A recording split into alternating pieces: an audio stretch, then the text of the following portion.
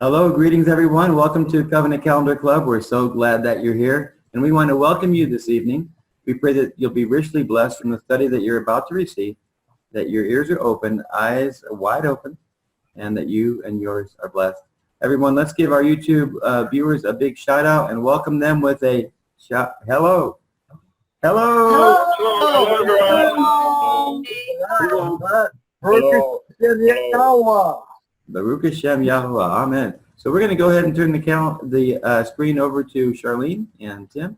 We'll go ahead and get started. Okay, are we all ready to go? I can't see anybody, so I have to hear you. Anyway, this is... Yes.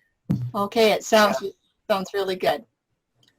We're on part number 6 for the moon, oh the moon, and we will get started because everyone, we have exactly 100 slides tonight. Some of them will go quicker than others, but let's just get through this. I think this is the study that everybody's been waiting for. And of course the question always is, or the comment, everybody wants to know about that moon, oh the moon. And I know that was a question for Tim and myself as well. I'm calling part number 6, Yahuwah's month in non-Torah scriptures. These are the books after Deuteronomy all the way to the end of Malachi. And I have a question tonight. You know, we always have lots of questions. And if there's anything that I want you to remember or never forget is that the word number 2320 is connected to the Hebrew word Qodesh. So the question is, oh Qodesh, will the 2320 new moon verses align with Moses and Torah? That is what we want to know tonight. We have our little birdies back just for a little bit, just to kind of give us some information. And Tim will be helping me with these slides. And of course, you know, our one little birdie has graduated and he's supposed to know everything. So, hey, Mr. Graduate, I just heard some really interesting calendar news from our friends in France. Did you hear anything about that by any way? Yes, I did too. I think we should share the news with everyone because it's really exciting. You know, different cultures see different things in the calendar study than we do. Let's read about what they're doing with the new YouTube trailer for Covenant Calendar. In English, it reads like this. Yes, and we just got this in the mail here about a week or, I don't know, a couple days ago. And the people in France that are doing the calendar studies are really excited. And they've put up a YouTube trailer. I haven't seen it yet. Maybe it's launched now. But I decided that I would put this up to let you know what they have done in French. They've translated it into English so that we can read it. And I think you might enjoy it because it's the way that they're seeing covenant calendar. Here's what it sounds like. Time. Most people overlook it. However, it is one of the first things Yahuwah established. All of his creation works with time, years and seasons, months and weeks and days. And it's even truer when it comes to humanity. The one who controls time controls the world. And we know when we read Isaiah 14, we can see that there. And Tim talked about that, I think, on our last lesson. It goes on to say, that's why through history, men wanted to redefine time according to their terms, being at the origin of many liturgical calendars, modifying the Sabbath and the holy convocations. That's what they did. They have counterfeited the prophecies, thus blurring the reading of the events of the end times, erasing the landmarks left by a creator full of love for his creation. I'm thinking, yes, that's exactly true. It's important to start asking the right questions, to review the basics and ignore religious traditions and pagan influences in order to reveal the divine covenant calendar. Some of these questions could be, how to synchronize on Yahweh's time? Should the stars, the sun, and the moon be taken into account in the formation of the covenant calendar? What events determines the beginning of the day? Are the months really based on lunar cycles? And what is the role of the vernal equinox? And do the constellations have something to teach us? Francis saying it's about time for the fiancée to be synchronized with her beloved. The fiancée must discover the true calendar of her Lord of Lords and King of Kings. So they're putting out this little trailer to encourage people to investigate Yahuwah's covenant calendar. And I just thought that was really interesting, the way that they expressed it. It was very, very good. So thank you, France. We really appreciate that. And yes, calendar is all about time, discerning time. Last week we talked about Matthew 23:13, about how the keys of the kingdom were taken away. This week I would like to just do a little bit with Luke 12:56. This is Yahusha speaking with some very strong language. He's saying, you hypocrites, you can discern the face of the sky and of the earth. But how is it that you do not discern this time? And the time is talking about the times that they were living in, time of the calendar. Remember, he said, you know when it's going to be a south wind, it's going to be warm, and different things. He said, but you can't discern the time. Well, what about discerning the time? A question, who really took away the keys to Yahuwah's covenant calendar? We are not going to answer that question tonight, but we do want to consider the information in this PowerPoint tonight because it is going to give some answers about how these keys were removed. And in the next study, we're going to deal with that quite a bit deeper. Now, would you say Israel took away the keys? Was it somebody in Galilee or Samaria or Judah? Or was it the 1611 translators that took away the keys to understanding Yahuwah's covenant calendar? Or was it the Hebrew Lexicon writers? Remember what we found from them last week? Who actually removed these keys? Or was it all of them? That's what we're looking for tonight. Now, keys are really important, and it's important to have secular historical quotes. And we're finding that these quotes are now being restored. 5 and 6 years ago, when we were really getting into the studies for covenant calendar, and that was just the day start, you couldn't find a historical quote on the internet if you tried. But they're everywhere now, and there's a lot of things coming out for the moon month now. So these secular historical quotes are very important, and they do assist us in understanding the truth as it is in Torah. But we need to be careful when we find historical quotes, because they have to align with Torah. That's why your study should be from Scripture first. Anyway, I want to give you 2 quotes tonight on moon worship. They're from 2 different sources, but they're almost identical. This first source, I have the page numbers, but I could not find the book. Whoever was writing the paper forgot to put the book down, and I was not able to track down the book, not yet. Anyway, it goes on to say, moon worship was dominant in the Mesopotamian world from which the patriarchs emerged around 1800 BC, and this is with Abraham. He was a key scripture figure. At that time, and in succeeding centuries, moon worship in Mesopotamia centered on a large pantheon of assorted gods whose images proliferated in the temples. Myths die hard, and the Bible is full of graphic detail showing how the ancient Hebrews slipped readily from time to time into celebrations that bore the mark of the original pagan practices.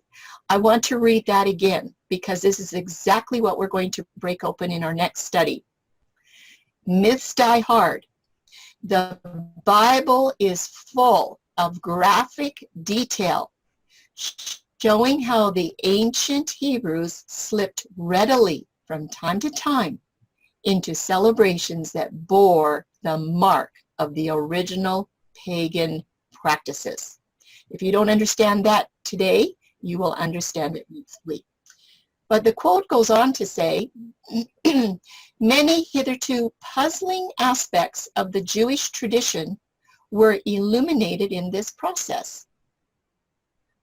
A notable example is the way in which all festivals, including the Sabbath, start with moonrise on the night before.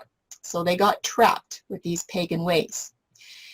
The reason is an echo of the way the Babylonians and the Assyrians assigned the respective roles of the two great luminaries. And they're saying this is the sun and the moon. Well, we know that the moon is not one of the great luminaries. We've already learned that. But I just want you to notice where the echoing is coming from Babylon and Assyria. It doesn't say anything about Egypt. So that's one quote, and if anybody can find the source, the actual book it was written in, please send it to me. But it's on pages 55, 57, and 58. This is the second quote. It's by W.F. Albright, and in his book, The Role of Canaanites in the History of Civilization, almost says the same thing, just a little bit different. Second quote on moon worship by W.F. Albright in his book, The Role of Canaanites in the History of Civilization, page 333. He says, Ur was a major center of moon god worship with a famous temple, the ruins of which are still visible today. Historical records do in fact indicate that in ancient times, the two major centers of the pagan moon god were at Haran and Ur of Chaldees. We're going to learn about this next time we study, right from the scriptures. Now look what he says. The family of Abraham, and I'm saying that is Terah, the father, originally worshipped the moon god in their pagan state before Elohim revealed himself to them. Now that might be a really strong statement, but we're going to find out next time, I think part number 7, how this is actually true. You'll find this in scriptures, and we're going to deal with it a lot. So moon worship did enter into the picture quite early on. Okay, we like to see those quotes, but what have we learned so far about these Hebrew word numbers 2320 and 2318? And I'm sure most of you remember that 2320 is Qodesh, and it is the noun form. And the primitive root for 2320 is 2318. It's Kadash, the verb form. So we always need a noun and a verb to work together. Just like we had for the word moon, we have Yarek and Yarak. We have the noun and the verb, and the same thing is happening here. And we did a lot of work from the Englishman's Concordance. Creation has a proper placement of definitions, and you've seen this chart before too. On the very first day of creation, we have the first day of the first week, and we have the first day of the first month, and also it would be the first day of the first year. So that very first day of creation right there would be the first day of the first month, and that is Qodesh. When you count 30 days and come to the end of your month, this is where you have the renewal on your second month, day number 1. That is Kadash. That is your renewal. So Qodesh is your noun. That's your creation month. And when it renews, it's your verb. But on day 4, we have the moon and the sun and the stars commissioned in the sky. 3394 is Yarak. This is where the moon starts its moon cycles. And you count 30 days at the beginning of creation, and on the first day of the second month for the moon, you have a rebuilding of the moon. That is Yarak 3391. So for the moon month, because there is a moon month, remember it's for ordinances that bless the earth and mankind, here's your noun, there's your verb for rebuilding.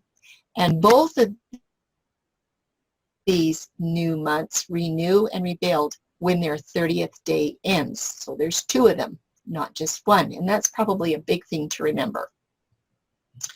There are keys to understanding this Qodesh study, and I would just like to go over some of them, and hopefully you can remember.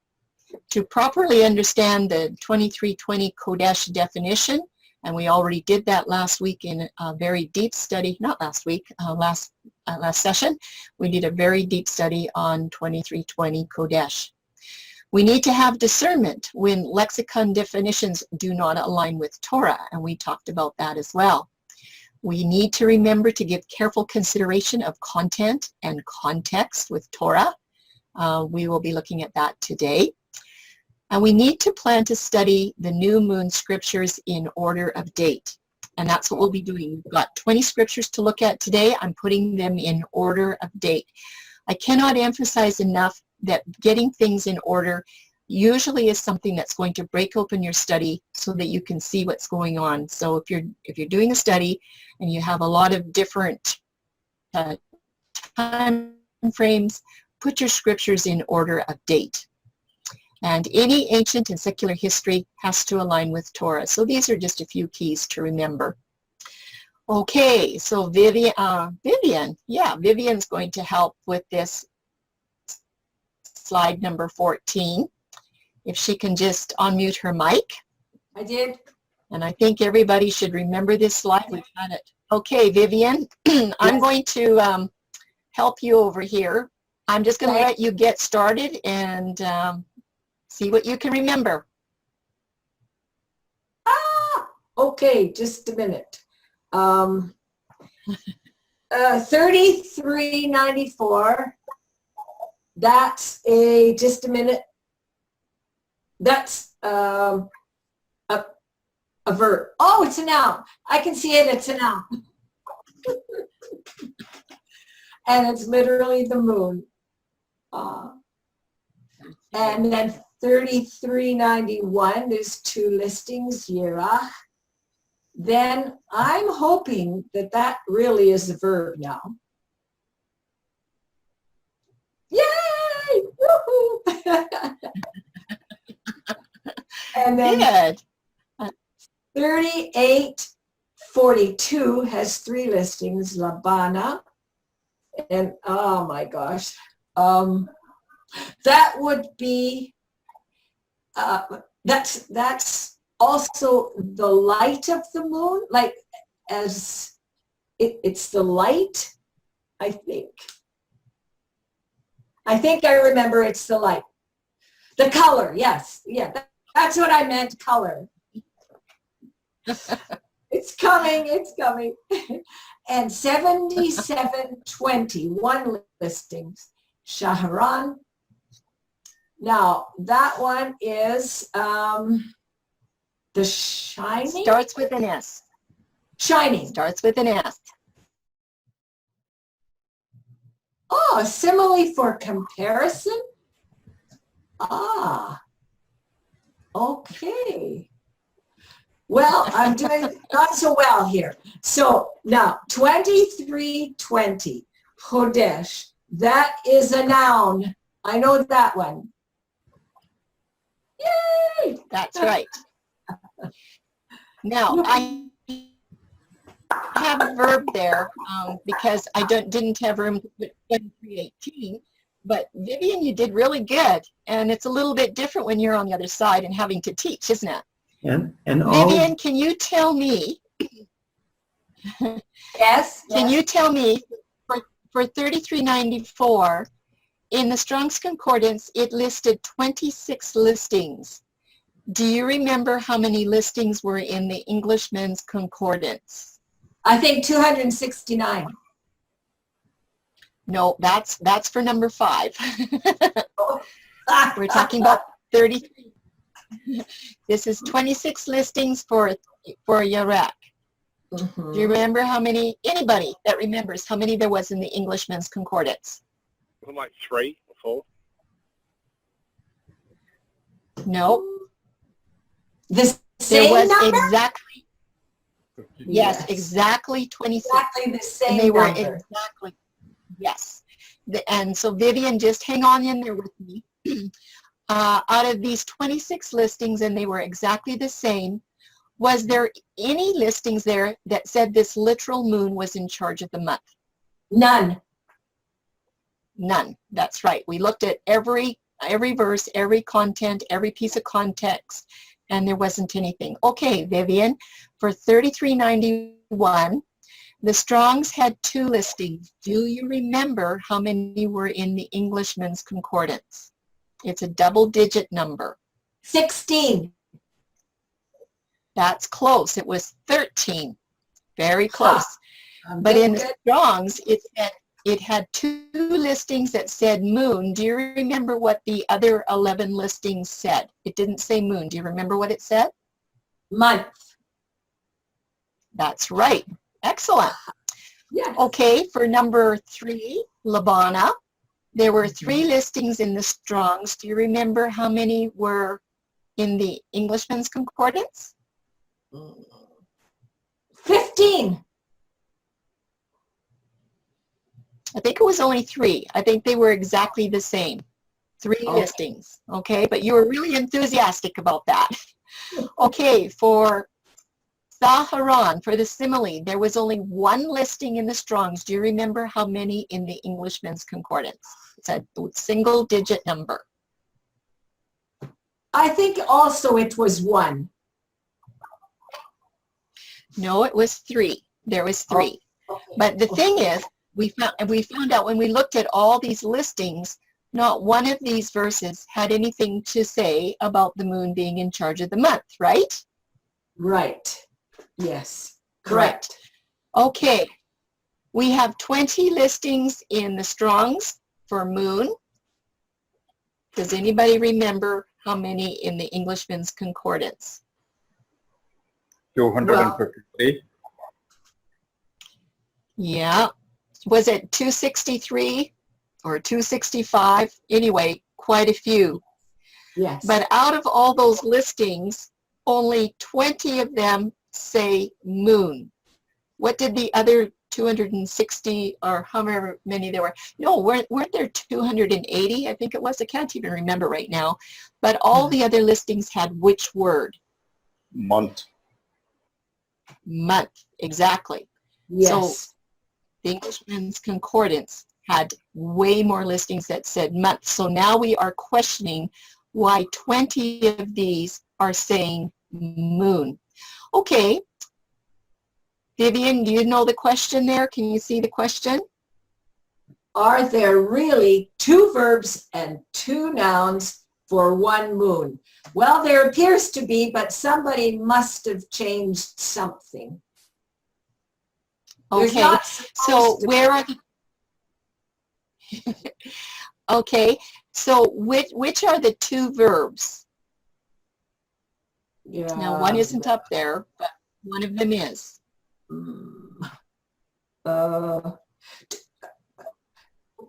That's the 2316. That's for the renewal. That's the verb.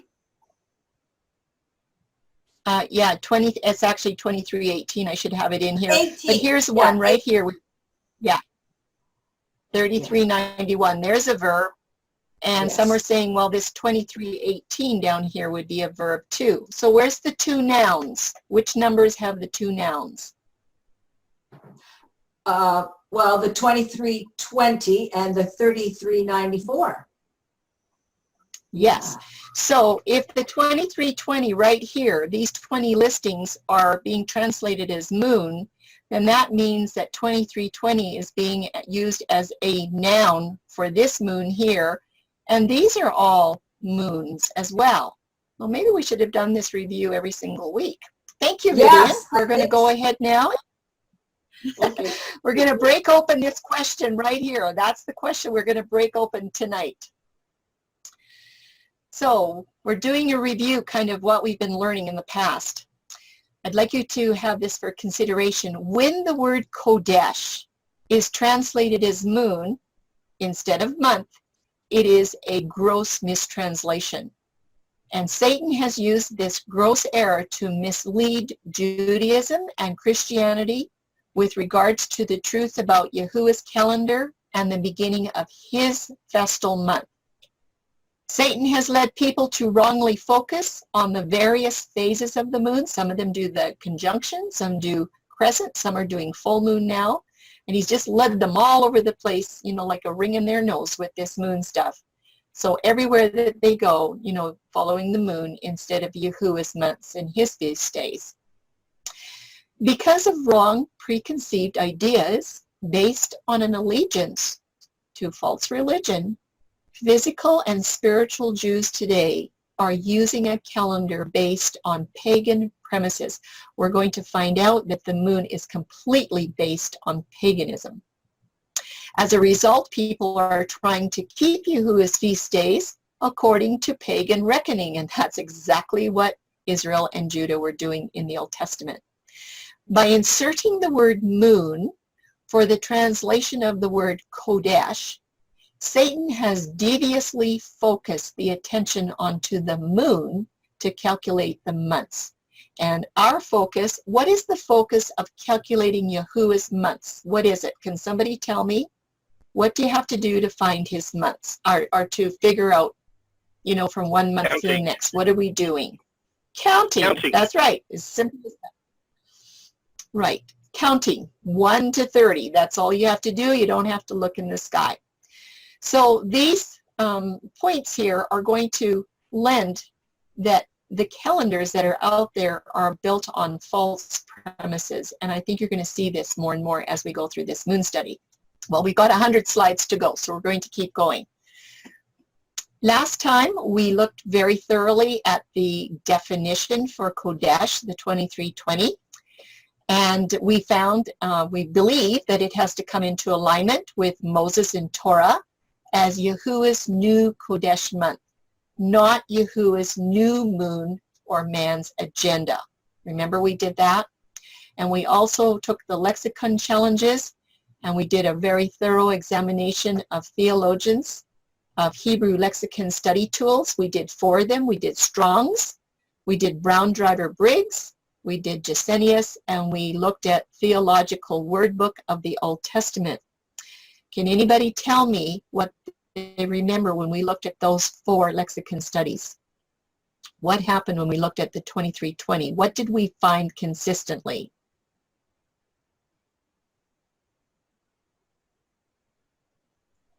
Confusion. It was defining Confusion?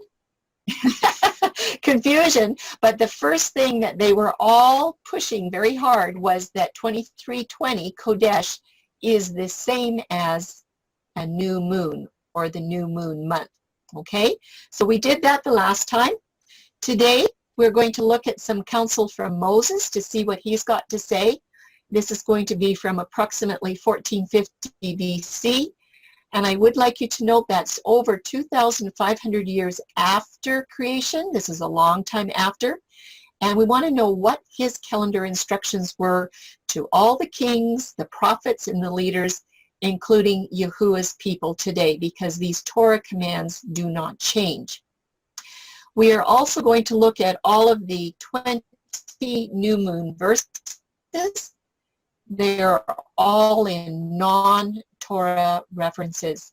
And how are these going to align with the Torah instructions? Okay, we've been learning all about how the day starts and how the month starts and how the year starts. So we should be able to figure this out. Moses does use the word moon in Torah. It's only there 4 times. 3394 is found 3 times in the Torah books. The very, very first time that you find the word moon is in Genesis 37:9. It's about Joseph having a dream. It says, and Joseph dreamed yet another dream, and behold, the sun and the moon and the 11 stars made obeisance to me. And we discovered that moon is used here as a prophetic sign. There's nothing there to tell us that the moon starts the month. And then the next 2 times there are 2 very strong warnings from Moses to not worship the moon or to look at it or serve it. I am going to read this tonight. We're only picking out the 2 verses. You should read the context before and after each of these verses. In Deuteronomy 4:19, and lest thou lift up thine eyes unto heaven, and when thou seest the sun and the moon and the stars, even all the host of heaven, shouldest be driven to worship them and serve them. Remember we looked up those words, worship and serve? So it's like Moses said, don't do this. If you do this, you're going to get hooked. That's not a good thing. He repeats it somewhat in chapter 17, verse 3. It's talking about if there's anybody that has gone and served other gods and worshiped them, either the sun or the moon, it's 3394, or any of the host of heaven. That's planets, stars, comets, anything that's up there, which I have not commanded. There was a penalty for doing this. It was death by stoning. Charlene? So I don't think I would have done it. Yes. Charlene? Yes, I'd just like to remind people that these are the two verses that are left out of these 613 statutes as recorded by Judaism. And the question is, why were these left out? Were they left out accidentally, or were they left out intentionally so they could continue on with serving the moon in their calendar? Absolutely. And we're going to ask that same question at the end, but from another perspective. And what did we come up with? If you leave it out of the 613, then there is no way that anybody can judge you. And I've got some squigglies up on the screen. I have no idea where they're coming from because it's not for me. But anyway, 3391 is listed only one time in the Torah. It's in Deuteronomy 33:14, and this is the word number for the lunation cycle. And for the precious fruits brought forth by the sun, and for the precious things put forth by the moon. And this is talking about the ordinances of the moon, the job description of the moon that it does for us up there with tides and different things we looked at a lot. So those are things that the moon does to bless the earth and mankind. And not one single time does Torah designate any phase of the moon to commence the month. This is a default law of Moses. It's just not there. So we're going to be defaulting back to Torah for this study today. Well, we have some counsel from Moses, again at 1450 BC. And for about 400 years after Moses, the people were led by prophets and judges. And Moses had given Yahuwah's inspired and explicit commands about the type of the year that his people were to live their lives by, because they needed to know how to come and worship him, of course on the weekly Sabbath, but on the annual Sabbaths and festivals as well. Now the prophets were to teach, and the judges counseled, and that was the way it was set up until the people clamored for a king, and then everything kind of went astray. Moses specifically gave instructions for all future kings, including worship statutes regarding Yahuwah's calendar, so there would be no mistake as to what was to happen when he wasn't there anymore. And the question is, did these instructions include the new moon as the marker for the new month? I think we already know the answer is no, but we're going to look deeper. Here's the Torah instructions for the leaders in Deuteronomy chapter 17. It's the same chapter that has the warning to not look to the sun, the moon, and the stars. And every king of Yahuwah's people, they were required to make a copy of the Torah. They had to read it and govern and judge by it, and they were not to depart from its words. So this is the part for the kings. These are instructions. Verse 14, when you come to the land which Yahuwah your Elohim is giving you, and say, I will set a king over me like all the nations that are around me, you shall surely set a king over you, whom Yahuwah your Elohim chooses. Also it shall be, when he, the king, sits on the throne of his kingdom, that he shall write for himself a copy of this law in a book. And of course, they could get that law from the Levitical priests. And it, that law is Torah, shall be with him, and he shall read it all the days of his life, that he may learn to fear Yahuwah his Elohim, and be careful to observe all the words of this law and these statutes. Why? That he may not turn aside from the commandment to the right hand or to the left, and that he may prolong his days in his kingdom. So these are the instructions. They're all pretty clear, and every king was to be governed by these Torah instructions. There are 20 non-Torah controversial verses. We're going to address all 20 of them. As I'm mentioning over and over again, they are non-Torah verses in the Old Testament books, and they seem to promote the new moon as the commencement of the biblical month and as being affiliated with the weekly Sabbath and the annual festivals. When we look at, I think, just about every one of these 20 verses, you will see this bundle of the new moon being connected to the weekly Sabbath and the annual festivals, that little special bundle. We're going to examine approximately 1,000 years of history for these non-Torah verses, and we're going to be looking at these verses through the leadership of 4 kings. That's going to be King Saul, King David, King Solomon, and King Hezekiah. We'll be looking at 5 prophets, Elisha, Amos, Hosea, Isaiah, and Ezekiel. And we are going to look at 3 prominent leaders, Zerubbabel, Ezra, and Nehemiah, all very great men in our Old Testament books. And again, Moses gave these very specific instructions so that there would be no questions asked for every future king, prophet, and leader, so that they could know how to follow Yahuwah's calendar. But remember, Moses said, after I die, you're going to worship other gods, and that is strictly forbidden. So the question, did these leaders that we've just mentioned up here teach according to the laws of Moses or not? Got lots of questions. I just wanted to show you how these leaders and dates line up for our study tonight. We have King Saul first, and then King David, King Solomon, and then we will look at Elisha. This is an order of date. I'll have all the dates coming up on slides. Then we will look at Amos and Hosea, Isaiah, and King Hezekiah. Something very, very special happens with King Hezekiah. Around 700 BC is the sundial event. It was a miracle. Then we're going to go on and look at Ezekiel, Zerubbabel, Ezra, and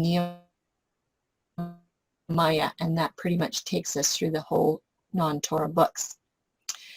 So, in this complete study, we will investigate these 12 great leaders around these 20 new moon verses. They appear to be new moon verses, to see if these leaders taught from Torah or if they were teaching from other books.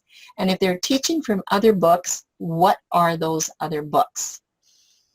And another important question, in fact, this to me is the most important question, would or could these 12 great leaders all make the same mistake of teaching the new moon to begin the new month? That is a really important question. Could all 12 of them make the same mistake? And what would be the percentages of that? I don't know how you'd work that out. We're going to investigate what's true and what's false between 2320 Qodesh and 3394 Yarek. And another question that we've been asking right from the get-go is, why are 7% of the 2320 scriptures translated as new moons, which would have been number 3394, instead of new months, which is 2320 or Qodesh? Remember, out of the 280 some scriptures, only 20 have moon instead of month. It's only 7%. Why? Well, we have our birds back. Mr. Graduate, is there anything we need to know before we get started on our study today? Yes, there is. All these dates are approximates. And do pay attention to the date of each verse and how many years have passed from the death of Moses. This is very, very important. Extremely. Yes, decided to start putting things in order. So when we started doing our studies, we started in Genesis, then we went to Exodus. We started in order, and that is a secret, to do things in order. And when you get past Deuteronomy, then you need to get your verses in order of date, because the Bible, our King James Bible, is not chronologically in order. So let's get started. These are going to be slides for each of the 20 people. We'll have a slide like this with a table. We'll have our starting point here with Moses at 1450 BC. I will show you the verses that we're looking at. There'll be 20 of them. So for King Saul, which also includes a little bit of work with David and Jonathan, we're going to be looking at 3 scriptures from 1 Samuel, chapter 20. I'd also like you to note, from Moses to King Saul, this is around 390 years after Moses has died. You will see this number change on every one of these slides. So that'll just kind of help you keep track of the dates. We've got King Saul right here at 1062. Of course, this is all BC. I've put in here 721 Assyria, when Assyria scatters Israel. 701 is approximately when the sundial event happened.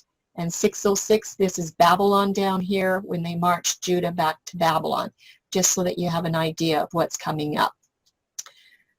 We'll do some preparation for 1 Samuel 20 first. Every king had to carefully study the law of Yahuwah. He had to make that his rule. He had to have a copy of the Torah in his own writing, and he was to read it all the days of his life, and he was to govern by it. So the following 3 scriptures in 1 Samuel are going to revolve around one event. I think you remember it. We did the study where David was expected to be present at the king's table, but he discovered that his life was in quite a bit of danger. He tells Jonathan that he's choosing not to attend for 3 days. He didn't want to get pinned to the wall. And if King Saul is actually leading according to Torah, would the first day of the new month be on the new moon day? That is our question here. These are the verses, and it does involve Jonathan and David. 1 Samuel 20, verse 5. And David said unto Jonathan, Behold, tomorrow is the new moon. That's what it says in the King James. Tomorrow is the new moon, but it is 2320 Qodesh. So I've got new month because that is what it should say. Behold, tomorrow is the new month, and I should not fail to sit with the king at meat, but let me go, that I may hide myself in the field until the 3rd day at even. In verse 18, Jonathan said to David, Tomorrow is the new month. It's 2320 Qodesh, and thou shalt be missed, because thy seat will be empty. But you can see the translators put in new moon. In verse 24, it says, So David hid himself in the field, and when the new month was come, the king sat down to eat meat. I have taken out moon because it was not 3994. It is the 2320 Qodesh. Now, this is not one of our scriptures, but I want to show you what happened here in 1 Samuel 20, 27, just 3 verses later. Look what happened. And it came to pass on the morrow, which was the 2nd day of the month. The translators put in month for 2320 Qodesh. They did not say it was the 2nd day of the new moon. I'd like you to notice that. You'll find these red flag verses. They goofed here. So our question is, according to Torah, in verses 5, 18, and 24, was it really the new moon or not on that first day when David was supposed to show up? And you've got the study, David's Qodesh Lechem, for a very thorough review. It's a very interesting study. Again, nowhere in Torah does Moses command the new moon to be observed. These verses should have read new month and not new moon. Let's go on to King David. This is approximately 1030 BC. This is now approximately 420 years after Moses. We're going to be looking at Psalms 81:3. I know you're all going to remember this particular verse when you see it. So we want to see if King David is going to be faithful to Torah commands. Now, another thing that's really interesting is that David is called a man of Yahuwah 3 times in the Old Testament. Not just once, 3 times. Do you think that he would have written Psalms 81:3 this way if there is no Torah command? Psalm 81:3, it says, blow up the trumpet in the new moon, and the word number there is 2320 Qodesh, in the time appointed on our solemn feast day. And this is a very popular verse for feast keepers to use, say that absolutely the new moon is in charge of the month. This is one of those verses. But is there a Torah verse that gives clear instructions about this? We need to take this back to Torah. And we've already done this in a previous lesson. Remembering that both Moses and King David were men of Yahuwah, and remembering that King David followed the laws of Moses, we also have to believe that he would have honored Yahuwah's festal month according to the creation week, just as Moses recorded it. And the reason why? Because Numbers 10:10 says this, says blow the trumpet in the new month, and that is 2320 Qodesh. Blow the trumpet in the new month. King David would have written Psalms 81:3 like this, blow up the trumpet in the new month, in the time appointed on our solemn feast day, because it uses 2320 Qodesh. That aligns with Torah. Why? Because nowhere in Torah does Moses command the trumpet to be blown for the new moon. It's not there. We just have to take it back to Torah. We're learning to take everything back to Torah. Okay, let's go on to King Solomon. We're going to look at Numbers 5, 6, and 7 out of our 20 verses. They're all in Chronicles. King Solomon is approximately 1004 BC, and this is approximately 435 to 445 years. These verses are about 10 years apart, so we're inching up closer. Let's see about Solomon. There's some interesting things about him. We need to examine the practices of King Solomon just a little bit. And the question is, if the new moon declares the beginning of the festal month, would not Solomon, as the wisest man in the world, tell us about it? Surely he would know. He was declared the wisest man on the earth. He did not make provision during his 40 years as king for there ever to be a 13th month in any year. And that is exactly what happens approximately every 3rd year when following the moon. You have to make this adjustment. So it's time to take a serious look at this evidence of what in the world King Solomon was doing. We'll do a little bit of preparation for 1 Chronicles 23. What happens is King David, remember, a man of Yahuwah, he is giving instructions to King Solomon on building the temple. King David was not allowed to have the privilege to build the temple. It was given to his son Solomon. And he was also giving him the Levitical instructions for the sacrifices and the offerings according to Moses. In 1 Chronicles 22:5, David begins to make preparations for the building of the temple because he said Solomon was inexperienced. And then in verse 12, Solomon is commanded to observe the laws that Yahuwah gave to Moses, who was a man of Yahuwah as well. And in the very next verse, David actually repeats to Solomon to observe these laws that Yahuwah gave to Moses, so that it was very, very clear on what was to be done.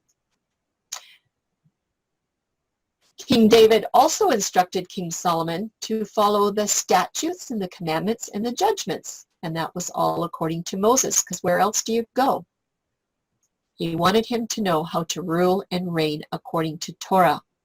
And this was a reminder from King David in 1 Kings 2, 1 and 3.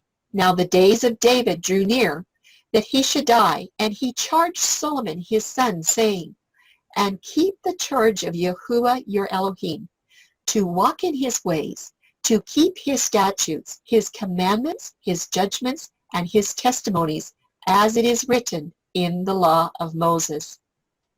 Everything is going back to Torah. So finally, Solomon is made king by David. How would the instructions in 1 Chronicles 23:31 read if you were using the term new months instead of new moon? Let's read it. And to offer all burnt sacrifices unto Yahuwah in the Sabbaths, in the new months, and that's 2320 Qodesh, and on the set feasts by number according to the order commanded unto them, continually before Yahuwah. You see what's happening here? We have the Sabbaths. They've got new moons written in your King James, and you have the feast. This is a bundle of 3. One of these very, very famous verses. But we're already learning that nowhere in Torah does Moses give instructions for sacrifices on the new moons. It's just not there. So I want you to watch for these bundles of Sabbaths, new moons, and feasts. Solomon's kingdom was very well organized. He had chief fathers, captains of thousands and hundreds, and their officers that served the king in any matter of the courses, which came in and went out month by month. It's 2320. Throughout all the months of the year of every course were 20 and 4,000. That is a quote from 1 Chronicles 27, where Solomon names 12 captains for each year. Did Moses make provision for a 13th month in any of the years? Because Solomon has named 12 captains. Well, let's take a look. I just gave you partly of what it reads in verse 1. It says the chief fathers and the captains of thousands and hundreds, their officers that served the king in any matter of the courses, which came in and went out month by month. It's 2320. They didn't put in new moon to new moon. Throughout all the months of the year, every course, there were 24,000. And if you keep going through to verse 15, you see over the first course for the first month, he lists who it was, the second month, and the third month, all the way down 5, 6, 7, 8, 9, 10, 11 to the 12th month. All the captains are listed. There is no provision for a 13th month. This is impossible. If King Solomon was observing the calendar according to the moon month, he would have had to have captains for a 13th month somewhere along the line. I just found this little flower. It's called Solomon's seal. I thought you'd be interested in that. It's just such a pretty little flower. Let's just keep going here. We're going to do some preparation for the 2 Chronicles chapter 2 scripture, because Solomon is now preparing to build the temple according to King David's instructions, and everything is set in place according to the ordinances given through the laws of Moses. And we know that both Moses and David are called men of Yahuwah several times in the scriptures. And King Solomon did carry out the plans for building the temple just as he was asked to do. He is going to follow David's words. King Solomon would have supported the new month as given in the Hebrew definitions. In 2 Chronicles 2:4, watch for the bundles here. It says, "Behold, I build a house to the name of Yahuwah my Elohim, to dedicate it to him, and to burn before him sweet incense, and for the continual showbread, and for the burnt offerings morning and evening, on the Sabbaths, on the new moons or new months." It's 2320, Qodesh. "And on the solemn feasts of Yahuwah our Elohim." This is an ordinance forever to Israel. So it's an ordinance forever. Is it going to be new moons, or is it going to be new months? The word number is 2320. It is not 3994. I'm here to tell you Solomon did not honor any new moon, because Hebrew does not use 3394 Yarek. Not once. We're still working on our preparation for 2 Chronicles 8. This is another verse. It's about 10 years later, and the word Qodesh. Again, Solomon is carrying out the plans of King David exactly as instructed according to the laws of Moses. He was pretty obedient in his early years of kingship. In 2 Chronicles 8:14, Solomon appointed, according to the order of David his father, and the Levites to their charges, to praise and minister before the priest as the duty of every day required, the porters also by their courses at every gate, for so had David, the man of Yahuwah, commanded. This is a workup verse for what we're going to look at next. In 2 Chronicles 8:15 it says, and they departed not from the commandment of the king unto the priests and the Levites concerning any matter or concerning the treasures. So Solomon was obviously reading Torah, and he was ruling according to it, and they didn't depart from the commandment of the king. Here's the verse that we want to consider, 2 Chronicles 8:13. Even after a certain rate every day, offering according to the commandment of Moses, on the Sabbaths and on the, is it new moons or new months? Because the word number is 2320 Qodesh, and on the solemn feasts, 3 times in the year, even in the feast of unleavened bread, and in the feast of weeks, and in the feast of tabernacles. Now this is a really interesting verse because it's got all kinds of wording in here for worship statutes. We've got Sabbaths, new moons or new months, and we've got the solemn feast listed, and then it lists them again. So would it be new moons or new months with 2320 Qodesh being in there? And this event is 9 to 10 years after 1 Chronicles 23:31.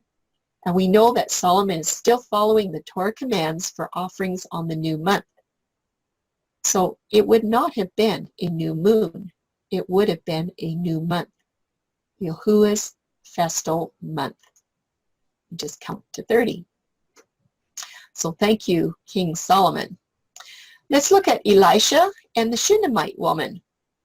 This is basically around 895 BC, and we are now about 555 years after Moses. Some interesting things here about Elisha and the Shunamite woman.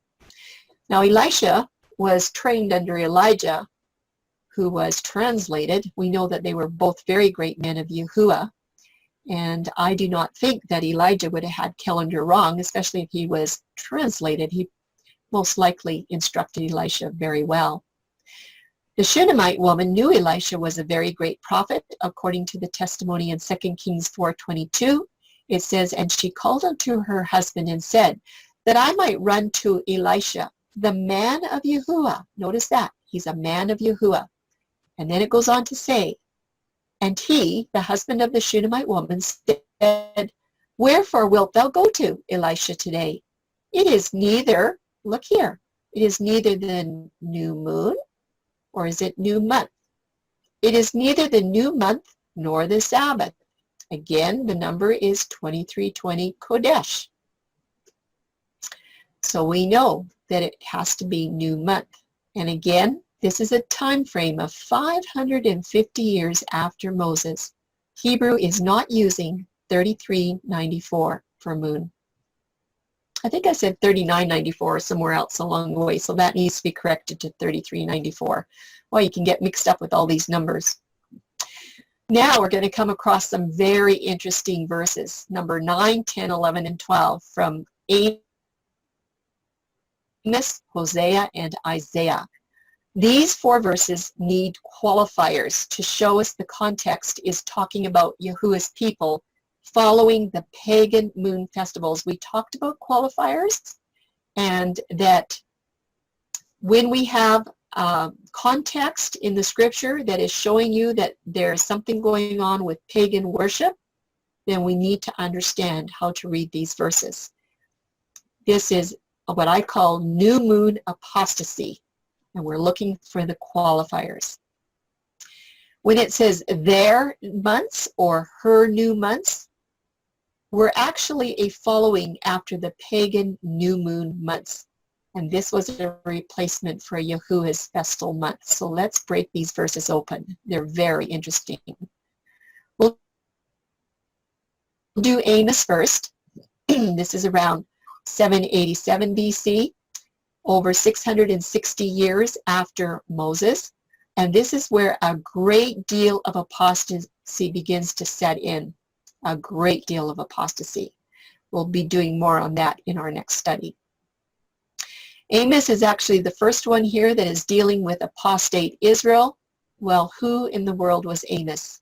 He was just a shepherd. He was from Judah, and he was a servant of Yahuwah. Yahuwah tells Amos that Israel will long for the new moons and the Sabbaths to be over with so that they can follow their pagan ways and their immorality. They were led away by false gods. You'll find that in chapter 2, verse 4, that most likely were honored on the day of the pagan new moon. 660 years after Moses, Amos is faced with Israel's apostasy of the pagan new moons, and what is he going to do about it? This new month that is qualified in the verse by those that are following the pagan ways is definitely referring to the pagan new moon month. Let's take a look at it. In Amos 8:5, the people were saying, when will the new moon month be gone? Actually, month I have added in there because it's 2320, but they were saying, when will the new moon be gone, that we may sell corn, and the Sabbath, when will the Sabbath be gone, that we may set forth wheat, making the ephah small and the shekel great, and falsifying the balances of deceit. I want to have time to go through this account, this scripture, and find out what exactly is going on. I cannot believe it, that Israel is admitting to their apostasy. They were celebrating the 3394 new moon instead of the 2320 Qodesh festal new month. You can see that there we're in apostasy. Amos had to deal with it. Didn't get very far. Okay, let's look at Hosea, because he's dealing with Israel's apostasy as well. This is only about 2 years afterwards, 785. He's still in this apostasy problem. We're still about 665 years after Moses. And Israel is getting into such a deep amount of apostasy that it's not going to be very far along, and Assyria is going to scatter them. Only 2 years later, Hosea has to give a message. He counsels Israel. This is about 84 years before Hezekiah's sundial miracle. We're going to talk more about that in the next study. Hosea also has a warning about worship celebrations because there is such a huge problem with apostasy in Israel. And don't forget, Judah is not far behind. They're basically following in Israel's tracks. Here's the question. Will Yahuwah's people heed Hosea's warning about her new moons, which is the qualifier in this verse? Can we find the qualifier? Hosea 2:11. I, this is Yahuwah speaking, will also cause all her mirth or joy to cease. I will cause her feast days, her new moons, and her Sabbaths, and all her solemn feasts to cease. This is what Yahuwah is saying. The word here is moons. The number is 2320 Qodesh. But do you see the bundle? It's her feast days, her new moons, her Sabbaths, and her solemn feasts. It's another bundle. There's the review verse. In Hosea 2:11, her new moons is in full opposition with the calendar laws of Moses, completely 100%. And I want to ask you, is this a gross mistranslation or not? And that is a tricky question. We can talk about it later. Let's look at Isaiah. This is verses 11 and 12 out of the 20. Two verses that are together in chapter 1. They're very easy to find. Chapter 1, verses 13 and 14. Isaiah is also dealing with Israel's apostasy in 760, about 25 years later. This is 690 years after Moses. And I'm just wondering if you can see on the table, how the apostasy is going and whatnot. We're going to be doing more tables next time where you will see what is happening the further they get away from Moses. So let's look at Isaiah. 25 years later. His record is very worthy of careful notice. I just want to give you a little bit of heads up. Only 25 years after the writings of Hosea, Isaiah is giving another warning about the apostasy of Israel before they were taken captivity by Assyria. That's about 40 years down the line. However, they kept running after the pagan ways of worship. They were ignoring the covenant commands of Yahuwah, including his 30-day festal month. There was a lot of things going wrong. As you will note on the next slide, verse 14 says very emphatically, your new moons, your appointed feasts, in comparison to Hosea's wording, which was her new moons and her Sabbaths and all of her solemn feasts. They didn't say my new moons or Yahuwah's new moons. It said hers or yours. That's something important to pick up on. These two verses in Isaiah 1 should have been translated as your new months. But even so, it really doesn't matter if the verse said new moons or new months. The point is that neither their moon or their month was sacred, and it did not belong to Yahuwah, for it was all reckoned according to paganism and to moon worship. This is the qualifier. It's all about pagan worship. Remember, we're looking for these qualifiers. Let's read these first two verses. Isaiah 1:13. Yahuwah is saying, bring no more vain oblations. Bring no more incense. It's an abomination unto me. The new moons is what it says in your King James. And you'll note the number is 2320 Qodesh. It says the new moons and the Sabbaths, the calling of assemblies, I cannot away with. It is iniquity, even the solemn meeting. You see this bundle here? New moons, Sabbath, solemn meetings. Nice little bundle. And again, in verse 14, your new moons, your appointed feasts, my soul hates. They are a trouble unto me, and I am weary to bear them.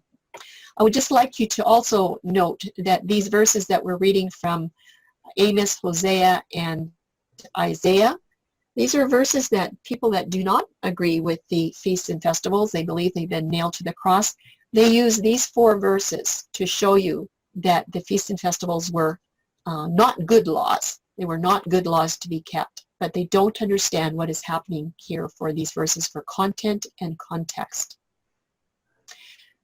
Verse 14 is quite an incredible verse. Your new moons, when it has the word 2320, and your appointed feasts, my soul hates. They are a trouble unto me. Charlene? Why? Because they were not Yahuwah's new months. They were not Yahuwah's appointed feasts. Yes. Charlene, I find these verses are just dripping with irony because we hold that Qodesh is supposed to be a new month, and yet Yahuwah has allowed these to be translated as new moons, and they're written so specifically because new moons is the exact problem, and it's written in clear English. And I don't know if he has councils up there, but I can see him walking back and forth in his council, speaking to the people or speaking to his members, saying, it's spelled out so clear in their own language in front of their faces. What more do I have to do to get these people to understand the mistranslation and the problem, the contamination that is in the scriptures? It's so ironic. It identifies the problem written out in words that we can see and understand. And yet for years we have missed this. It's so ironic. It just blows me away every time I read these texts. Yes. And I would like someone, if we have time for some discussion afterwards, to hear some comments from our panel tonight, because these verses from Amos, Hosea, and Isaiah are, really deep. There's lots of study that could go into this. But this verse is incredible because, yes, if anything, it is true. It was the new pagan month. That's what it was. It was a 2320 Qodesh, but it was a pagan month. Not that it was a holy month, not by any means, or a holy festal month, nothing like that. But this was all according to pagan calculation and pagan festivals. That's your qualifier here. So the question, is it not interesting that the real problem of calculating the pagan months in these verses is actually called new moons in Isaiah 1:14 when they're using 2320 Qodesh? Remember those definitions in 2320 when we looked it up in the Hebrew lexicons? It said a new moon. That was the first thing it said after it told us to look at 2318. Then it said the new moon, or whatever it was, a new moon. Did the King James translators know that it was the apostate appointed feasts that were fixed to the new moons? Do you think they knew that? But we know this. Yahuwah's appointed times were never fixed to the new moons. Not ever. Because the pagans were looking to the moon for their pagan feast calculations, they were on a different month, not creation's festal month. Yahuwah's people were following this pagan style of reckoning the month according to the moon phases in the Isaiah scriptures. And guess what? There are many today who are still holding tenaciously to this teaching. They will not let go. It's hard enough to teach them the dawn day, but when you talk to them about the moon, they get really upset. So you have to know how to share this. So here's a review. Which came first? Yahuwah's creation festal month or Yahuwah's moon month? Because he has two different kinds of months. Which came first? You better all get this answer right. We're going to review it one more time. We have the rebuilding, which is 2318 Qodesh, and that's how the new month gets rebuilt, is through 2318. The month is 2320 Qodesh. I'm just going to put it up here so that you can see it. There's Qodesh. Here's the renewal, 30 days later, Qodesh. There's your noun. Qodesh is your noun. Qodesh is your verb. But here's the moon. There's a moon month. It's Yarek, 3394, and it rebuilds after counting 30 days. This is back before Hezekiah's sundial, not now. And there's your noun for your moon, 3394, Yarek, and Yarak is your verb, rebuilding. Yahuwah's new festal month still renews and it still rebuilds when the 30th day ends. But remember, we said that the moon cycle is really 27.3 days, and it's been stretched to 29.5 to get it as close to 30 days as possible. The moon does not have a lunation cycle of 30 days anymore. The Hebrew uses 2320 Qodesh for month. It does not use 3394 Yarek for moon. So, did the translators give Amos, Hosea, and Isaiah the best translation or not? And we're going to see about that in the next study. I wanted to have it today, but it was just going to get too long. Okay, it's time to look at King Hezekiah for just a little bit. We're doing number 13 out of 20 verses. It's only one verse in 2 Chronicles 31:3. We are approximately at 726 right now, and there's about 725 years after Moses. Good King Hezekiah comes along, thankfully for him. He's into reformation and restorations. And remember, he knew that all kings and leaders were responsible to know Torah. He knew they were to teach it, and he knew that they were to have their own written copy. And I'm pretty sure that King Hezekiah observed the 30-day month like this. Count 1 to 30, and then you start all over. It's a repetitive occurrence. In 726 BC, or approximately, Hezekiah invited Israel and Judah to celebrate the Passover in the second month. And the reason why is because the priests were not sanctified for the first month. I want you to note this blue box here.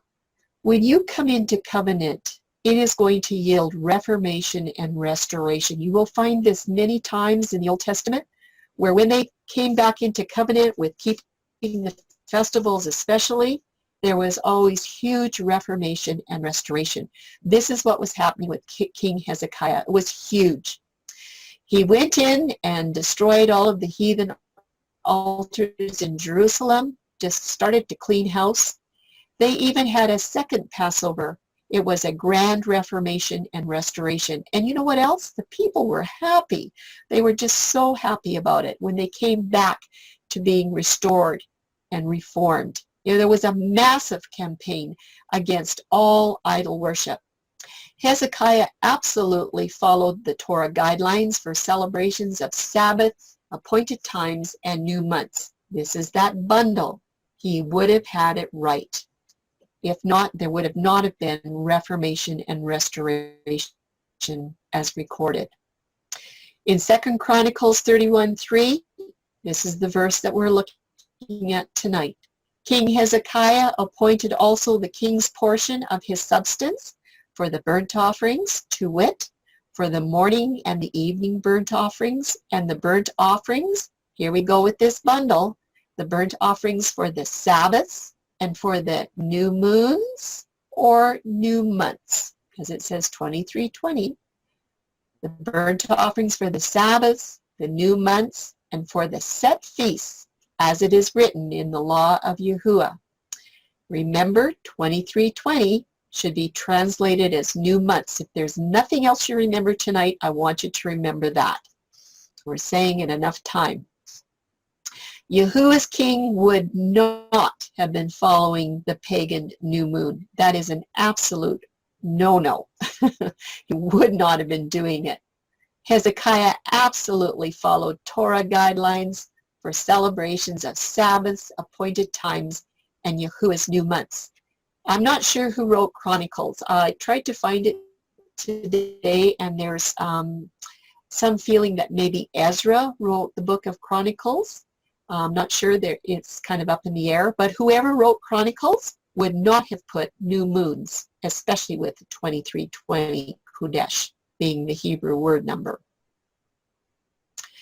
King Hezekiah and his sundial event happens right here, approximately 701. Assyria has already come in 720, about 20 years before, and they scattered Israel. I just want to point out that this is where Hezekiah's sundial event happened. This was an event that changed a lot of things. We are about 750 years after Moses, and there is a lot of apostasy going on. It is a sundial miracle worth looking at. It is extremely important. We will go into more detail in our next study. But there is no other Bible testimony that is recorded 3 times that I have found. And when it's recorded more than twice, I think it's time to listen up. I'm going to read these verses about Hezekiah. 2 Chronicles 32:24. In the days of Hezekiah, he was sick to death, and he prayed unto Yahuwah, and he gave him a sign. That's one verse. The second testimony is in 2 Kings 20, verses 9 to 11. Shall the shadow go forth 10 degrees, or go back 10 degrees? And Hezekiah must have thought about that first, and then he answered, it is a light thing for the shadow to go down 10 degrees. Nay, but let the shadow return backward 10 degrees. And Yahuwah brought the shadow 10 degrees backwards. We're going to do more on that later on too.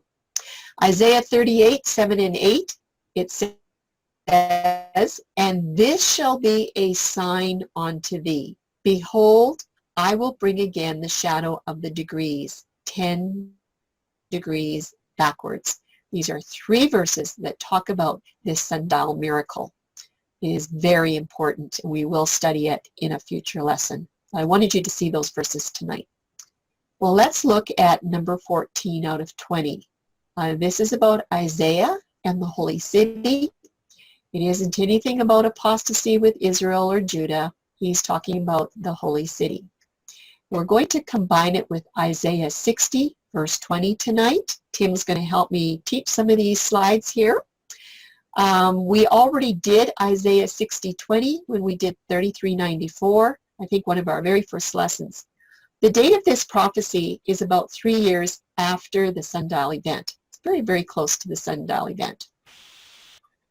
So here's the sundial event right here at 7:01, and Isaiah here is at 698 approximately, just shortly after, about 750 years after Moses. Have you heard this? The moon will not withdraw itself. I'm pretty sure you have. What does Isaiah 60:20 mean when it says the moon will not withdraw itself? Have you ever thought about that? Isaiah will be addressing a prophecy. He's not going to address events connected to the apostasy of Judah. We are already past Israel. Israel is scattered, so anything from now on would just concern Judah. But he's not addressing Judah. So the question is, will there be a time that the moon, as we see it, will eventually never withdraw itself? Or is there another concept? And we will consider 2 options tonight. Option number 1, the verse under consideration is Isaiah 66:23. It does use the word number 2320, Qodesh, and that needs to be addressed along with Isaiah 60:20. We need to compare these 2 verses. And number 2, we're going to review Isaiah 60:20. It's a prophetic reference to 3391, Yahuwah, or the lunation cycle and phases of the moon. So one is using Isaiah 66:23 is using 2320 Qodesh, and Isaiah 60:20 is using 3391 Yahuwah. This is the moon's lunation cycle. This is what Isaiah 60:20 reads. The sun shall no more go down, neither shall thy moon withdraw itself. This is the lunation cycle. The lunation cycle decreases and increases every cycle of the moon. For Yahuwah shall be thine everlasting light. The context of the verse here is that Yahuwah's people are in his glory, if you read the verses around it. Could the phrase, the moon will no longer withdraw itself, mean that the moon is no longer changing the 3391 phases, the lunation phases? And if there is no withdrawing process, doesn't that mean that there will be no changing phases of the moon? And if that's the case, this would make it very difficult to observe any worship statutes with Yahuwah in heaven or the holy city from one new moon to another new moon, like we're going to find in Isaiah 66:23. Therefore, any understanding of a new moon in this context would be an impossibility. It just won't work. So we seem to have some conflict here. Tim, would you come in and help me teach these next slides from 71 to 73? Sure. It says here, what does Isaiah 60:20 have to do with Isaiah 66:23? I'm going to read verse 20 in chapter 60. Thy sun shall no more go down, neither shall thy moon withdraw itself, for Yahuwah shall be thine everlasting light. H20 or H622, a kaf, a primitive root, to gather for any purpose, hence to receive, take away, i.e. remove, destroy, leave behind, put up, or restore. Isaiah 66:23, and it shall come to pass that from one new moon, that's Qodesh, to another, H2320, Qodesh, and from one Sabbath to another shall all flesh come to worship before me, saith Yahuwah. So how is it that if this moon does not withdraw itself in the earth made new, and which where there will not be phases of the moon, and there will be no new moon to look at, because it will not withdraw itself. And the only way that you can have a new moon is if it's withdrawn, removes itself, and then produces itself new. But Isaiah said there will not be a new moon. How is it that just a few chapters later, Isaiah tells us that we will be worshiping from new moon to new moon? And here we read, how does Isaiah 60:20 and Isaiah 60:23 link to James 1:17? So what does James 1:17 say? Every good gift and every perfect gift is from above, and cometh down from the Father of lights, with whom is no variableness, neither shadow of turning. This shadow of turning is an incredibly important phrase. The word shadow is G5157, and the word is trope, from an apparently primary trepo, to turn, or a turn. Trope, a revolution, figuratively variation. KJV says turning.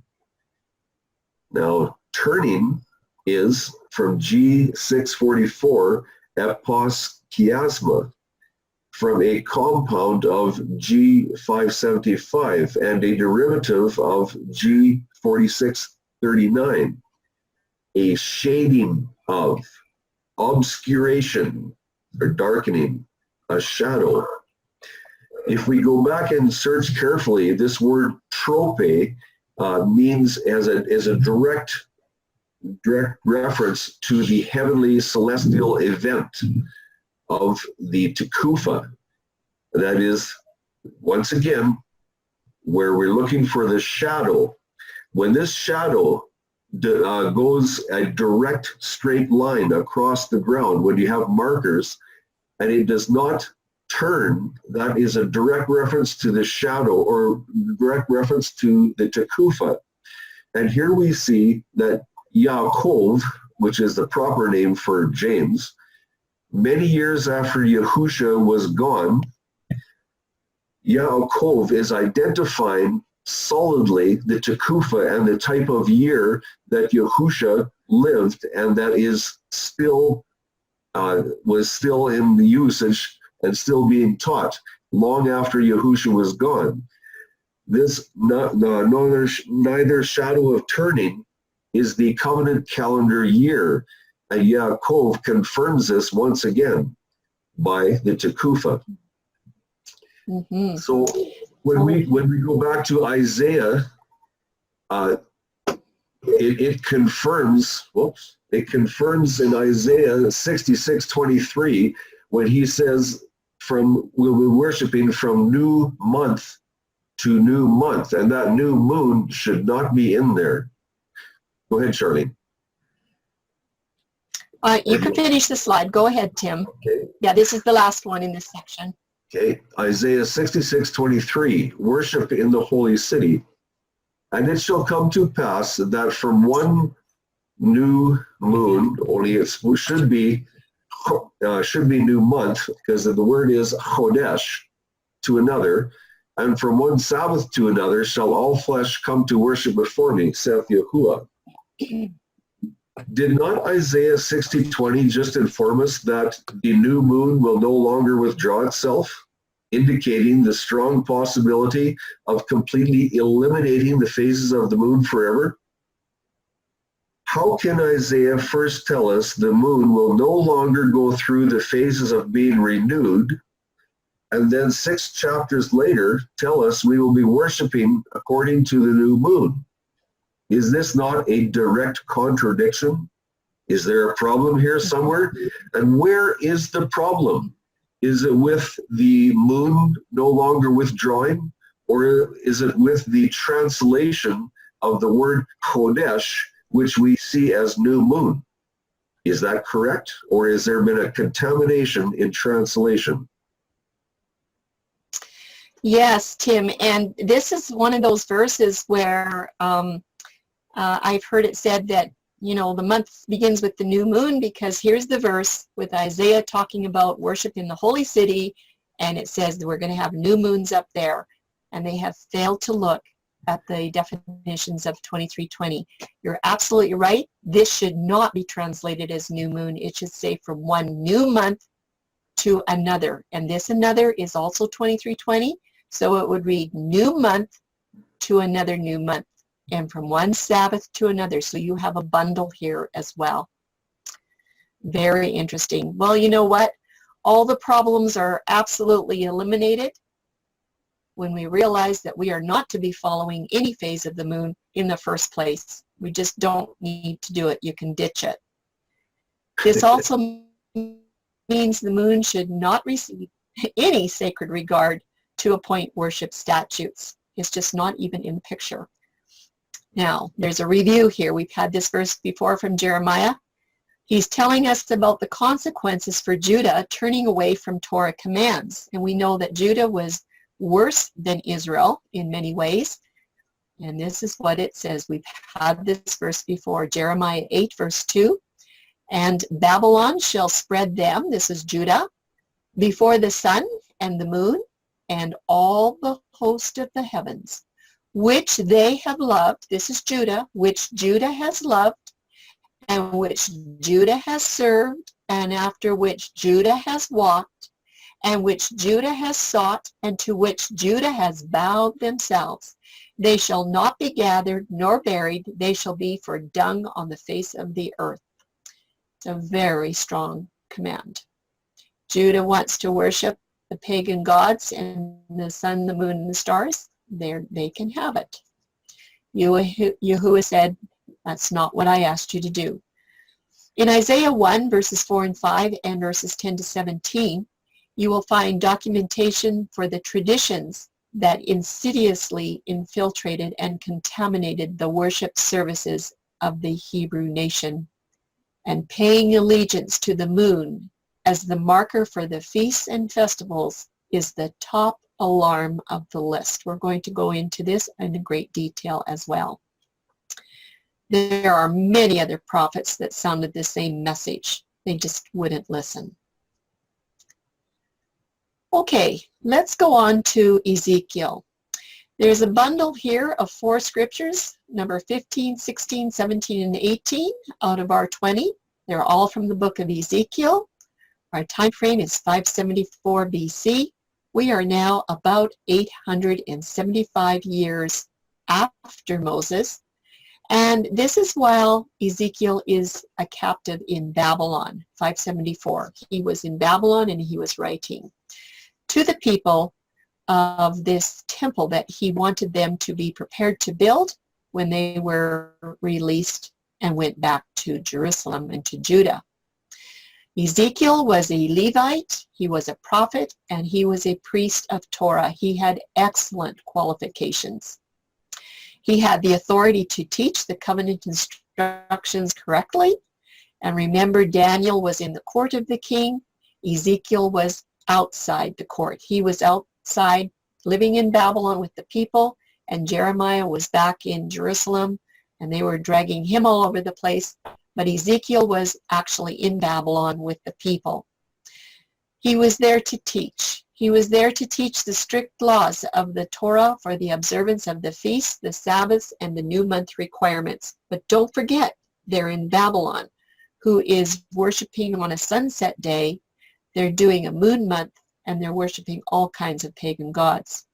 But his instructions in the following passages were for services that were to be conducted at the new temple at Jerusalem, and that would be after they returned from Babylon. However, that temple was never built. We know about that. These following passages are well after Hezekiah's sundial miracle, and it's about 38 years before the first exiles returned to Jerusalem. Ezekiel, will his prophecy follow the Torah? Would Ezekiel's prophecy follow the words of the 1611 translation for the Hebrew term of Qodesh, 2320, for the new temple? Let's look at these verses. In 45:17 it says, "And it shall be the prince's part to give offerings in the feasts, in the new moons," there's your bundle, "and in the Sabbaths." But the number is 2320, Qodesh. Ezekiel 46:1, "Thus saith Yahuwah, on the Sabbath it shall be opened, and in the day of the new moon." Another bundle here, Sabbath and new moon, but it's 2320. Verse 3, "Likewise the people of the land shall worship before Yahuwah in the Sabbaths and in the new moons," is what it's saying. There's your bundle. And verse 6, "And in the day of the new moon." I haven't given the whole verse because I didn't have room. But in all of these scriptures, moon is always put in here by the translators when the word is Qodesh. Ezekiel's temple was never built to provide a witness for a new moon day, so we can't do anything about that. But he talks about something happening here with the new 2320. Did you notice that the King James 1611 translation does not give recognition to Yahuwah's new festal month? They automatically put moon in here. They were probably infected by the Jewish people and what they were believing. I do not believe Ezekiel would have written new moons in his book because he was a prophet, a priest, and a teacher with excellent credentials. Okay, let's look at our last three great men, Zerubbabel, Ezra, and Nehemiah. They did a wonderful work. They were great reformers. And before we examine the last two controversial scriptures, we need to do a review on some of the history around these men who led exiles back from Babylon. The timeline for these three men is from approximately 538, when the people were released from Babylon, to about 444 BC. The first return was under Zerubbabel. This was around 538, and he took the first batch back to Jerusalem. In between Zerubbabel and Ezra, you have the book of Esther and those events. We aren't going to go into that today, but just to give you an idea of where Esther would come in.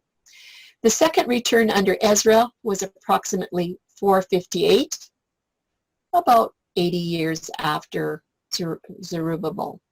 And the third return under Nehemiah and the rebuilding of the walls was approximately 445 to 444 BC. Basically, three wonderful men. Here's our timeline. We have Zerubbabel here at 536 and Ezra approximately 458, about 80 years later. This is now over 900 years, almost 1,000 years after Moses, for Zerubbabel and Ezra. Didn't Abby go because I thought you wanted to play Minecraft today, and I went back home to play Minecraft. I was trying to let you do what you wanted to do today too. Okay, we'll just continue on here. We've got a couple of more slides to go. So Zerubbabel, he has the first return of the Babylonian exiles coming back. In chapters 1 to 6 of Ezra, he records this history of Zerubbabel 80 years before Ezra arrives with the second group of exiles. And Ezra tells us how the law of Moses is still first priority almost 1,000 years later. These men are still using Torah. They are still basing everything on the books of Moses.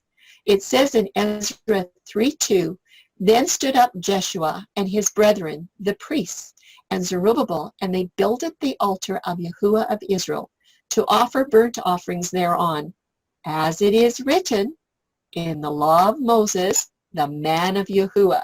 So almost 1,000 years later, they are still going back to Torah. Very important verse.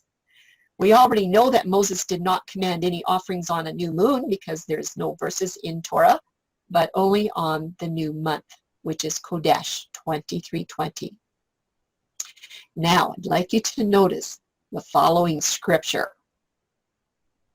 In Ezra 3:5, and afterward he offered the continual burnt offering, both of the new moons or new month, and of all the set feasts of Yahuwah that were consecrated, and of everyone that willingly offered a free will offering unto Yahuwah. So you already know what I'm going to tell you. The translators put in new moons, but the word for moons, the word number is 2320. It should be new month. So, and afterward offered the continual burnt offering, both of the new month and of all the set feasts. You have this bundle in here again. Is it possible that Ezra would have written verse 5 with new moons? No, it is not even possible. Ezra recorded exactly what Zerubbabel did because he said, as it is written in the law of Moses. Very important. I like this study around Ezra. It's just really, really interesting. The Ezra 3:5 burnt offerings did not align with the pagan new moon. There is no way, no how. They are just coming back from being in exile for being in apostasy for so long. They're not going to come back offering things on the new moon. That's one of the reasons they went to Babylon in the first place. If the first exiles were following the pagan new moons, would Ezra not have recorded the event as your new moons or her new moons? Don't you think he would have said that? Just like Isaiah and Hosea did? Remember Hosea 2:11 in 785 and Isaiah in 760. They had the exact same thing written for the apostasy, documented 300 years earlier. So if Judah was actually using new moon worship again, I'm pretty sure Ezra would have written your new moons or her new moons. The King James 1611 translators did not give recognition to Yahuwah's Qodesh new festal month. They didn't do it. What happened? Well, Ezra brings back the second return of the exiles, and this is about 80 years after Zerubbabel brought back the first batch. And the question is, who was Ezra? I found this very interesting. He was an Aaronic priest, he was a skilled scribe, and he was a teacher of the law of Moses. And I've given you some references there. You can look them up.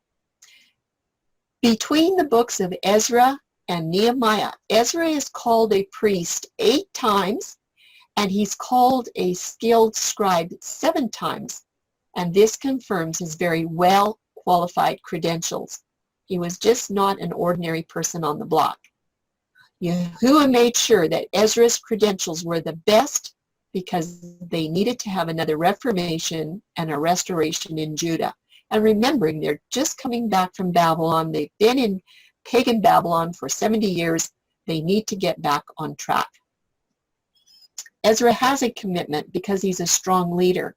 It tells us in Ezra 7:10 for Ezra, and you can go look up where the verses where it says he's a skilled scribe and an Aaronic priest. For Ezra had prepared his heart to seek the law of Yahuwah and to do it and to teach in Israel statutes and judgments. And don't forget, the date here is about 458 BC. This is Ezra. He is still following Yahuwah. According to what? Laws of Moses. He is teaching the statutes and the ordinances to Israel, along with Nehemiah and the Levites, according to Yahuwah's everlasting covenant. He was a contemporary with Nehemiah there for a little bit. In fact, Ezra would never have written anything about new moons, and he wouldn't have taught the people such things. He was following the laws of Moses. So I want you to take very careful note of the next set of scriptures. Nehemiah 8:1. These are Torah instructions with Ezra. And all the people gathered themselves together as one man into the street that was before the water gate. And they spake unto Ezra the scribe to bring the book of the law of Moses. And Ezra the priest brought the book before the congregation, both of men and women, and all that could hear with understanding upon the first day of the 7th month. That would be trumpets.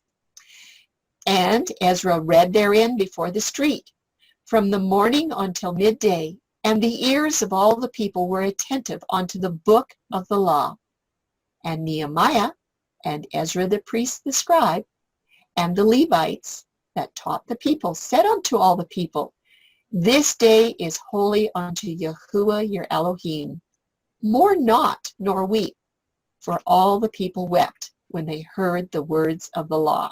This is just a few of the choice verses. There's many of them of what Ezra and Nehemiah were doing. It was a time of reformation and restoration, at least for a little while. So who earns your trust? Is it Ezra or is it the 1611 translators? We have to recognize that Yahuwah was watching over his leaders, that were watching over his people, especially through his prophets. And I'm talking about Amos, Hosea, Hezekiah, Ezekiel, Isaiah, Ezra, and Nehemiah. Yahuwah was watching over them. Ezra and others, like priests and scribes and kings and prophets, were instructed and they were accountable to teach Torah truths. That was their mandate. Therefore, their actions and their instructions have to default back to teaching the Creator's festal 30-day month.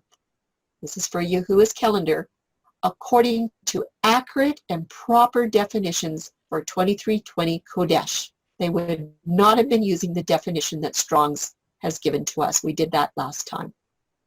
Or do you think it's more likely the translators that were influenced by Jewish tradition? This is only 100 years, about 100, not even 100 years after Martin Luther, when they were doing their 1611 translation. Do you think that it's likely the translators interpreted 2320 Qodesh incorrectly, using the inaccurate words of new moons rather than new months? What do you think? What is it starting to look like? Okay, we have one more verse to go through. It's from Nehemiah. It's Nehemiah chapter 10, verse 33. We've come all the way down from Moses. We are at about 445 BC. This is over 1,000 years after Moses. We want to find out what's going on with Nehemiah as he brings back the third return of the exiles back to Jerusalem. And this is about 12 years or 13 years, something like that, after Ezra had returned with the second set of exiles. So these two men are kind of working close together. Remember that Nehemiah was the cupbearer there for the Persians, Medes and the Persians, so he had to get permission to do this little duty. Under Nehemiah, the people had confessed and repented for their sins with the pagan nations. You can find that in Nehemiah chapter 9. And the people actually agreed that they were going to separate themselves from the heathen people. They had got into some apostasy after coming back from with Zerubbabel the first time in 538, like 100 years before. They had gotten into some trouble.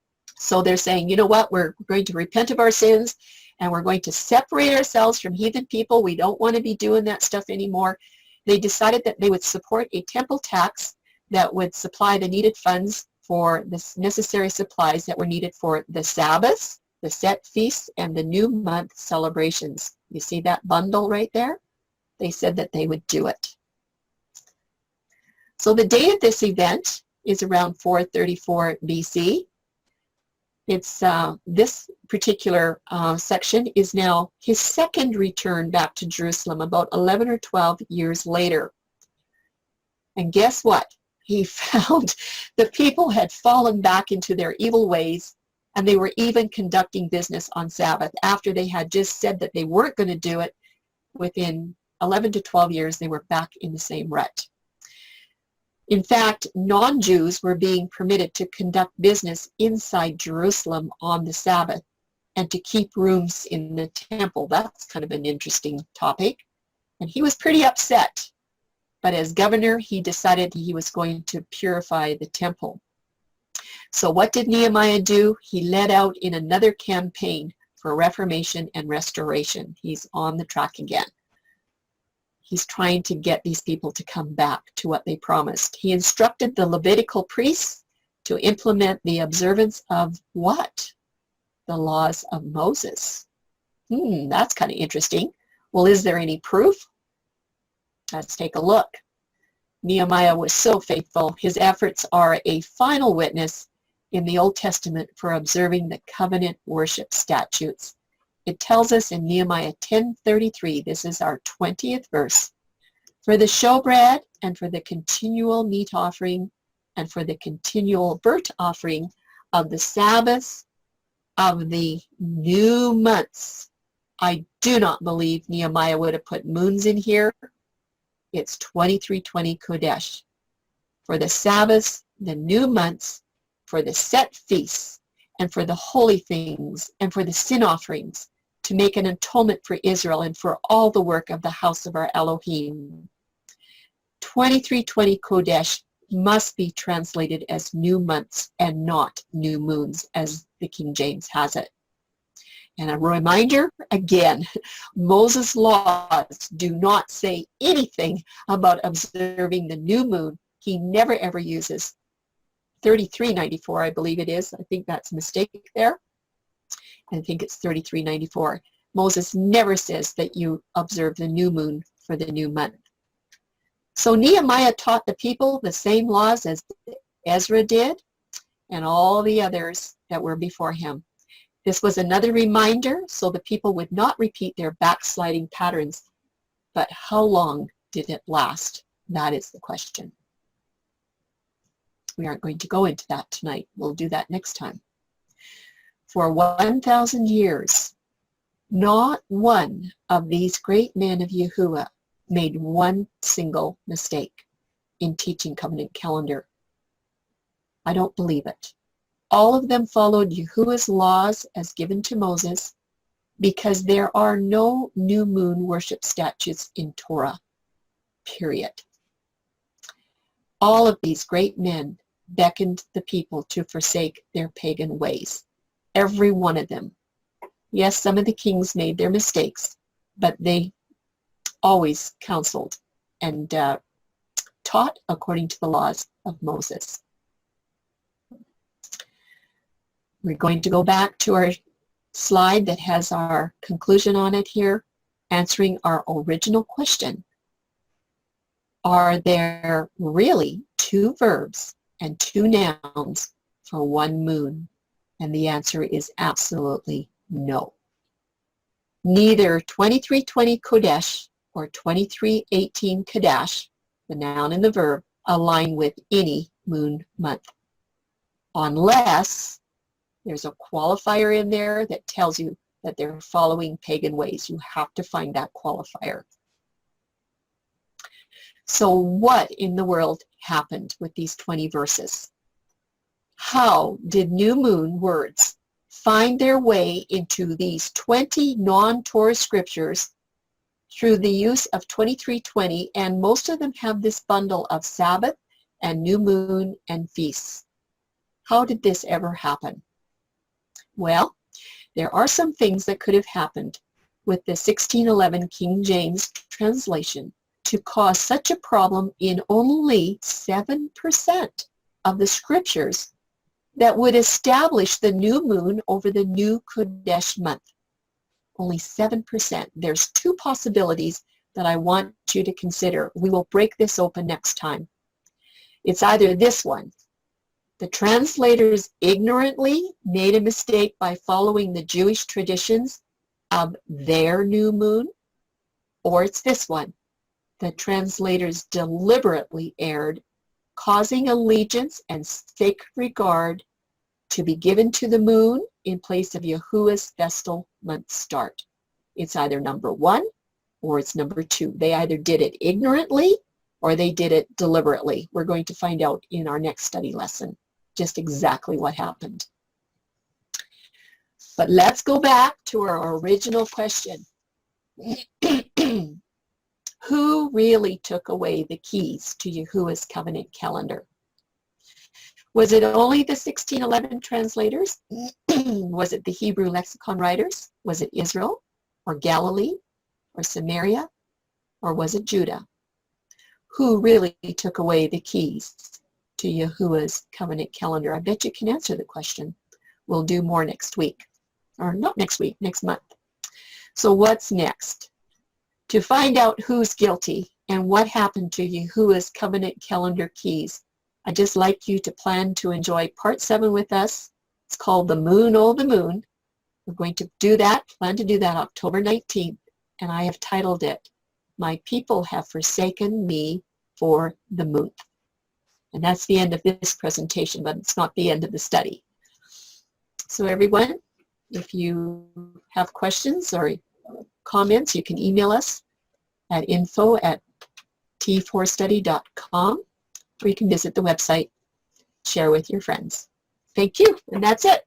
That's all she wrote. Thank you very much. That was marvelous. Thank you.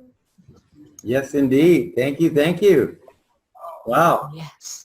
Before we go into questions, I just want to say a couple of comments, and then I have a question. And one of the comments is, thank you, Tim and Charlene, for providing us with some pretty in-depth teaching here. That was great. Also, I want to thank Vivian for stepping up to the plate and doing a wonderful job with those questions, better than I would have done. Thank you. And I also want to thank France for doing a really great introduction trailer there. I think that was fabulous. I wouldn't mind, posting that trailer in other places as well. I thought that was fabulous. My thing that I wanted to throw out there is I was noticing throughout all of these, and so I'm just throwing this out there. I'm not saying it is or isn't or anything like that. I'm throwing this out there. Could there be a combination of words that could be a clue to the wrong translation? And what I mean by that is the word new moon instead of the moon. Because when we see the moon, it's usually talking about the moon, right? But almost every time the word new is added to it, it's Qodesh translated as moon. Could that word new be a clue that it's Qodesh, not moon? Just thought I'd throw that out there. So, I don't know if anybody else noticed that. It was, if I'm on, some cloud or something. So I thought I'd put it out there. Well, that's interesting, Mario, because in those bundles, it always has new. It never says just moon. It always has new in those bundles. And I know that when we first learned about the feasts, we were always taught new moon. Now, some of them say it's crescent, some say it's conjunct.